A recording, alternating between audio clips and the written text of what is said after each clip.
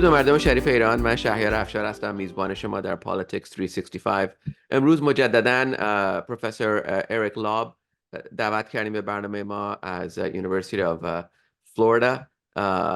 Let me say that correctly. I think it's uh, uh, Florida International University. Sorry.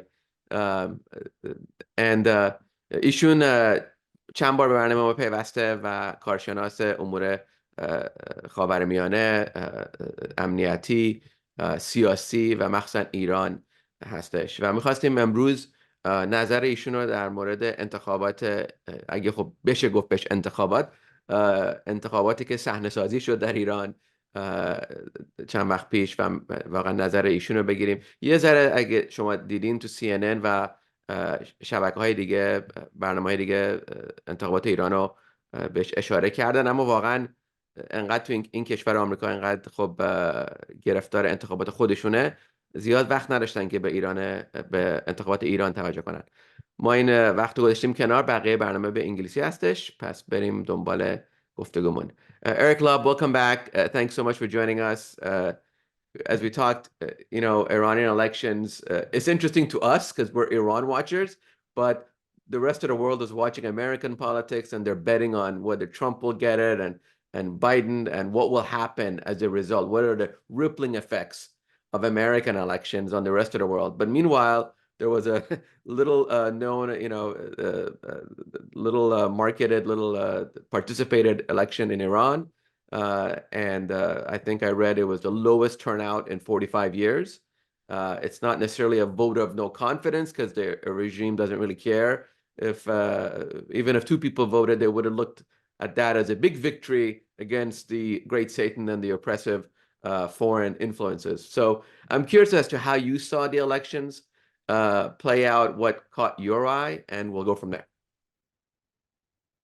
Well, as you said, they had a historically low turnout of 41%, which is a decrease from the last parliamentary election 4 years ago, where they had 42%, just above 42%. And even the 2021 presidential election was in the 40% range. So, I mean, I think that historically this regime has cared because they've repeatedly touted their legitimacy. This is one of the pillars of their legitimacy, let's say, that they've had voter turnout in different parliamentary and presidential elections upwards of 60+%. And so this really pokes a hole in that narrative. 4 years ago in 2020, they blamed the 42% turnout in the parliamentary elections on COVID-19 and on disillusionment with President Rouhani, right, which was a convenient justification for the conservatives to basically throw Rouhani under the bus. But now you've had a conservative who's been president since 2021.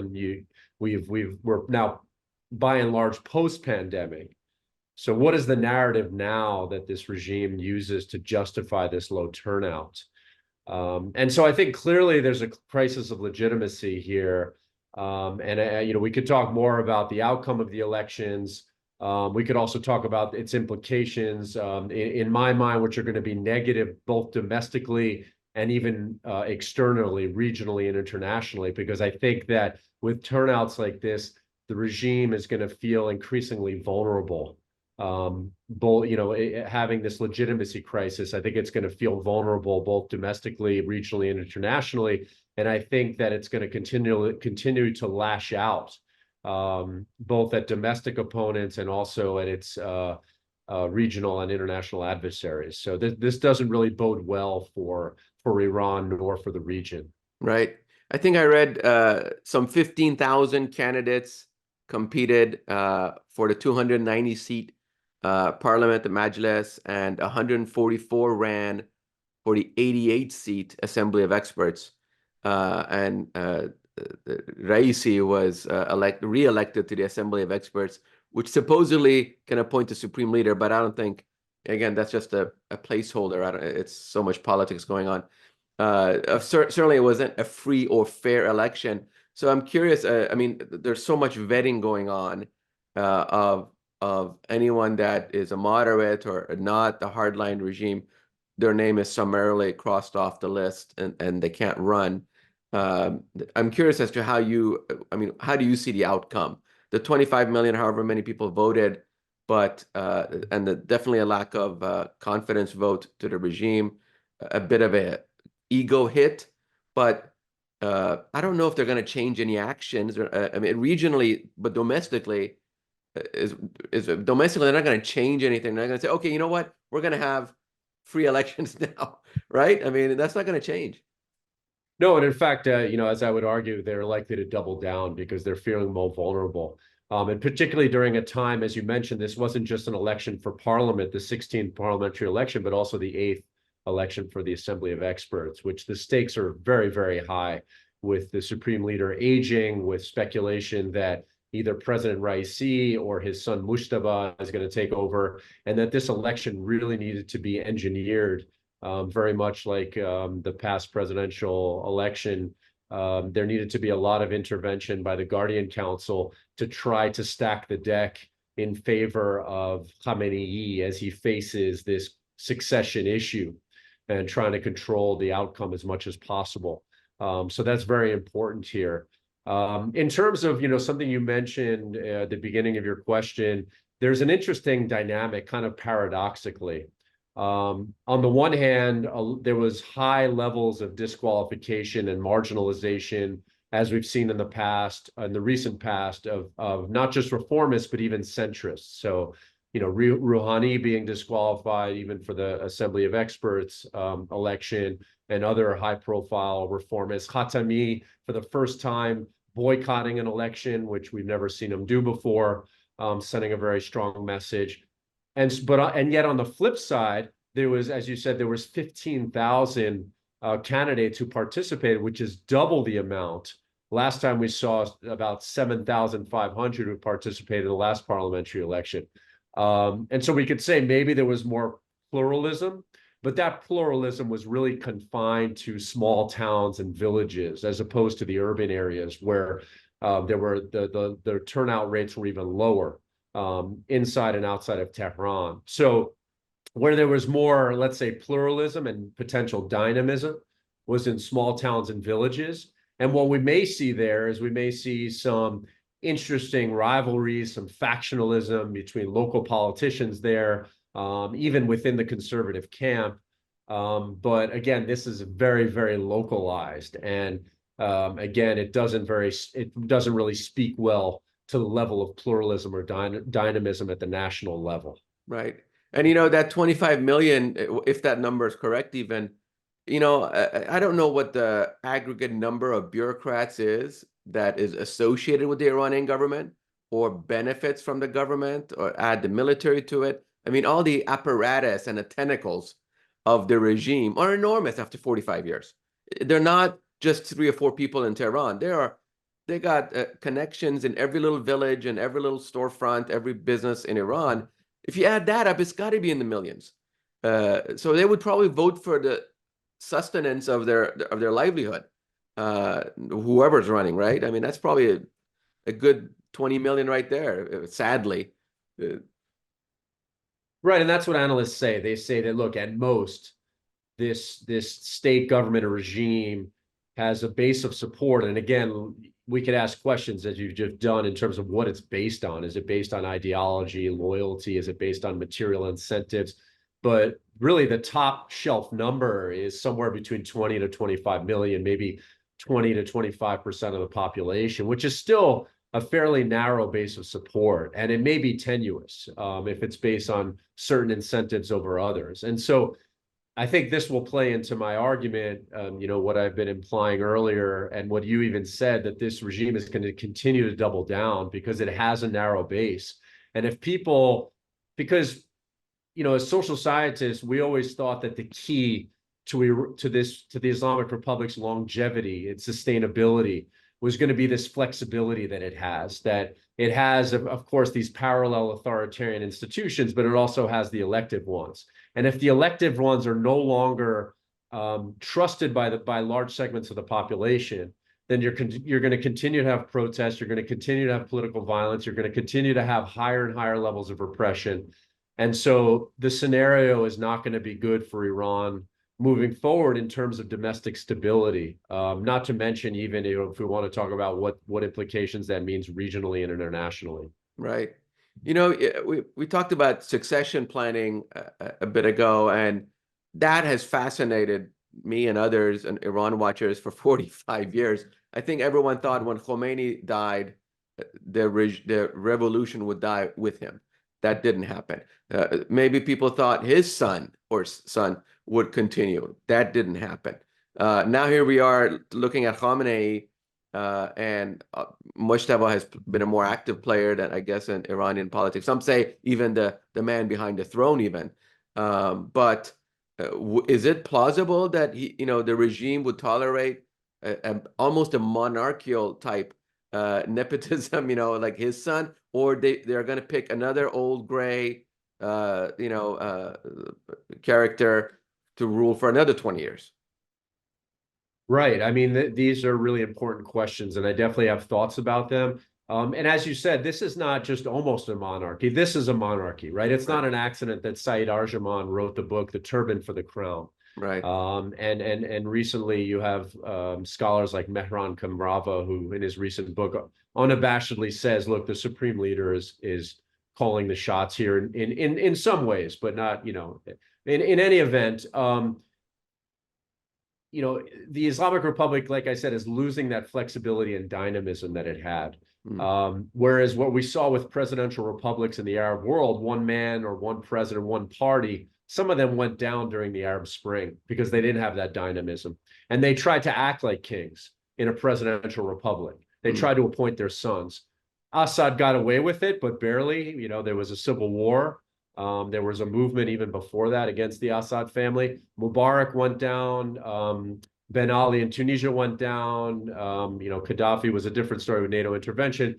But these presidents who tried to act like kings, they paid a price. Right. And so, the question is does Mujtaba, is he too much of a liability, right? Where it's just too blatant that now, the supreme leader is going to be acting like a king and handpicking his son to succeed him, like you would see in an Arab Gulf monarchy. I would think that would just not fly in Iran, regardless of what the regime does, right? Now, or would they be better off choosing someone like Raisi, who has been a long time, right-hand man to the supreme leader? The problem with Raisi, as we've seen during his presidency, is that he lacks any form of charisma and does really not resonate with the population or even elites. He's even criticized by certain conservatives.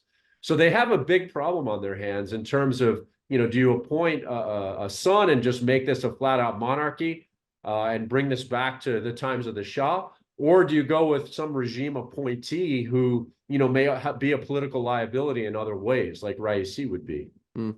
It's funny, we started this conversation talking about elections and elections outcomes because that's what we're used to in this country.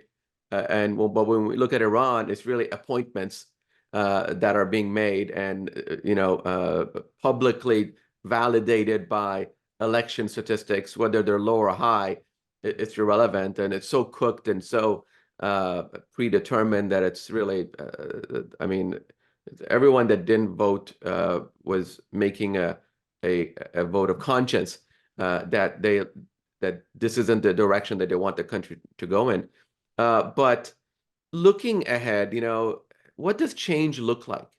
Is there any scenario where I know people have quickly discounted a referendum when it was promoted in the heat of the protests last year? But what does change look like? How could it possibly take root under these circumstances in a way that the regime looks like it's maintaining control, but also pacifying the masses, if it's even interested in doing so? Well, there was, and his name slips my mind as we speak, but there was a former parliamentarian who took to social media and who pleaded for the regime, just basically saying this, obviously this is a sham election and you're still trying to claim victory against America, as you had said earlier. And, we all know this is a sham and we are pleading with you and I believe this may even be a conservative, we're pleading with you to undertake structural reform, within the system, even if it doesn't involve more radical change, and before it's too late. And so the question is the genie already out of the bottle? Is there no going back now from this? And it becomes more and more of a clerical / military / oligarchic entity that we're looking at here increasingly, and the veneer of the republic just fades away? Or is there any way, with any long-term thinking that these elites may still have, to reinforce those republican institutions and to try to bring some semblance of trust, popular trust, back into the system? Given where we are at this point in time, it's very hard. It's very difficult to be optimistic about that. We'll just have to wait and see if that's even a possibility. It's hard. I mean, a lot of people had, for a fleeting moment, had high hopes with Khatami and dialogue of civilizations, and that quickly faded and backfired, and people had a really bad taste in their mouth.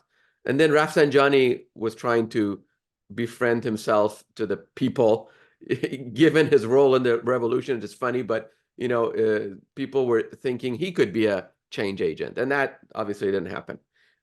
So the diaspora is looking at the maximum pressure campaign from the outside, thinking, I feel a bit misguided, but thinking that outside pressure will lead to inside change in Iran.